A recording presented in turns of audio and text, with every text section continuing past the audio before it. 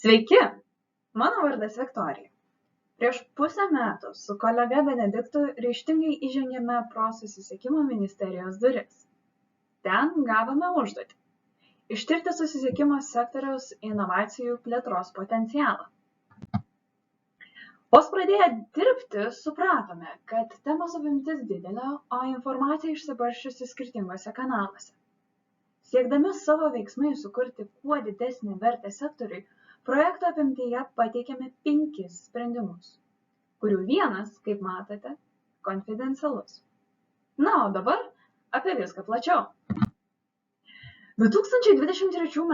lapkritį Transporto inovacijų forume viceministrė Agnė Vaiciukevičiūtė pristatė mūsų sukurtą interaktyvų įrankį – žemėlapį, kurį vėliau ministerija paprašė išversti ir į anglų kalbą. Šis įrankis susisiekimo sektoriui sukūrė galimybę kurti partnerystės, publikuoti savo projektus ir suvokti jau turimus resursus. Interaktyvus ekosistemos žemėlapis bus toliau naudojamas ir kartu su informaciniais bukletais pristatytas tarptautiniame transporto forume Leipcige, kuris įvyks jau šių metų 2024 gegužę.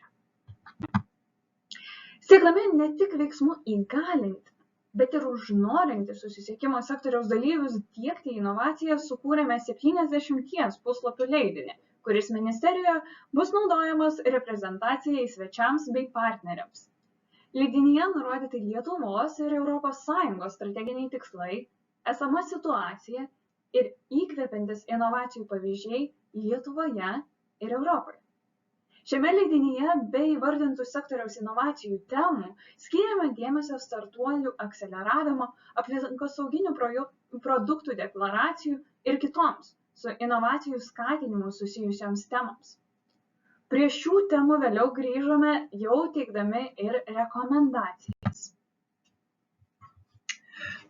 Taip, tai inovacijos susisiekimo sektorioje kuriančių ir diegiančių organizacijų sujungimas į vieną koncepcinę grupę susisiekimo inovacijų ekosistemą leidžia geriau suprasti jų tarpusavio ryšius, skatinti integraciją ir bendradarbiavimą ir taip padėti atsirasti sinergijai, kuri padėtų inovacijų plėtros galimybės ir leistų efektyviau pasiekti užsibrėžtus tikslus. Ta ir padarėm, prieš projektui prasidedant ši ekosistema kaip darnus rinkinys neegzistavo.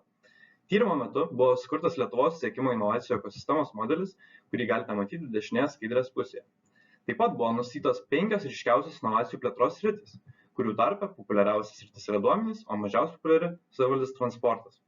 Buvo išsiaiškintos pagrindinės susisiekimo sektoriaus mokslinių tyrimų ir eksperimentinės plėtros vykdomų universitetuose kryptys. Identifikuoti ekosistemai aktualūs ištekliai kaip prieinamos finansinės paramos priemonės.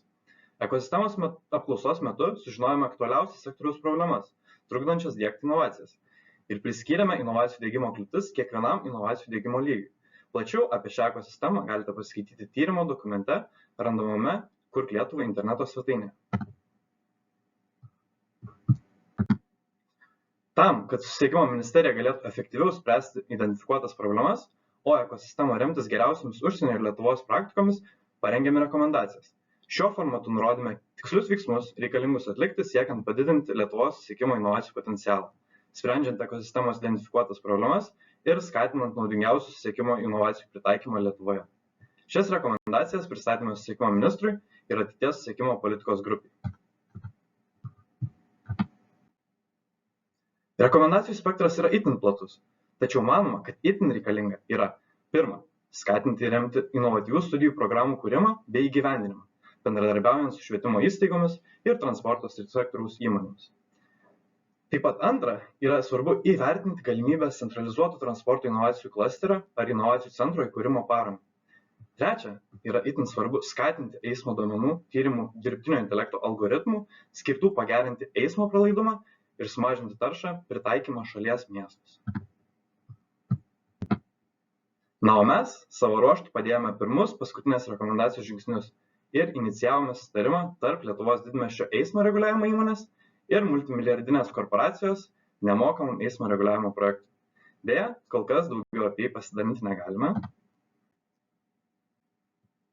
Tačiau kviečiu susijungti LinkedIn tinkle, ten antroje 2024 metų pusėje pasidalinsime informaciją apie minėto projekto pradžią. Dėkojame visiems prisidėjusiems prie projekto. Ačiū už dėmesį.